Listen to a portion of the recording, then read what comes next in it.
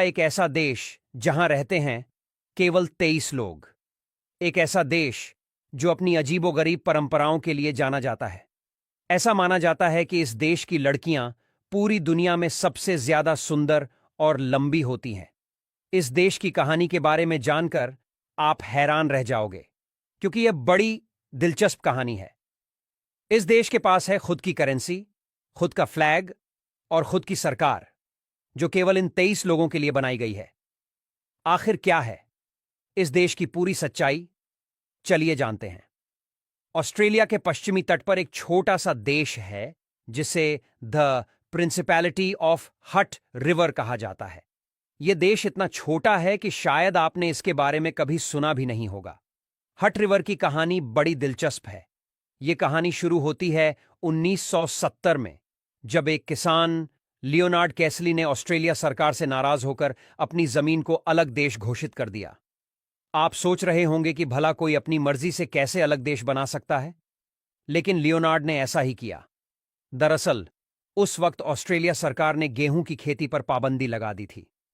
Leonard के पास 75 square kilometre की जमीन थी जहां वो गेहूं की खेती करते थे। सरकार के इस फैसले से वो बहुत नाराज हुए। उन्होंने सरकार से बात की, चिट्ठियां लिखीं, लेकिन कोई फायदा नहीं हुआ। आखिरकार उन्होंने एक अनोखा फैसला लिया, अपनी जमीन को ही अलग देश घोषित कर दिया। लियोनार्ड ने खुद को प्रिंस लियोनार्ड घोषित किया और अपने इस नए देश का नाम रखा द प्रिंसिपैलिटी ऑफ हट रिवर। उन्होंने अपना अलग झंडा बनाया, अपनी करेंसी छापी और यहां तक कि पासपोर्ट भी जारी करने लगे। हट रिवर में जिंदगी कैसी है, यह सवाल तो हर किसी के मन में आएगा। जब आप किसी ऐसे देश के बारे में सुनते हैं जहां सिर्फ 23 लोग रहते हैं, तो कल्पना करना मुश्किल हो जाता है कि वहां की जिंदगी कैसी होगी। लेकिन हट रिवर में रहने वाले लोग अपनी इस छोटी सी दुनिया में खुश हैं। यहां के लोग ज्यादातर खेतीबाड़ी करते हैं। गेहूं, जौ और मटर की खेती यहां की मुख्य आमदनी का जरिया है। लेकिन इसके अलावा यहां का सबसे बड़ा धंधा है पर्यटन। जी हां, दुनिया भर से लोग इस छोटे से देश को देखने आते हैं।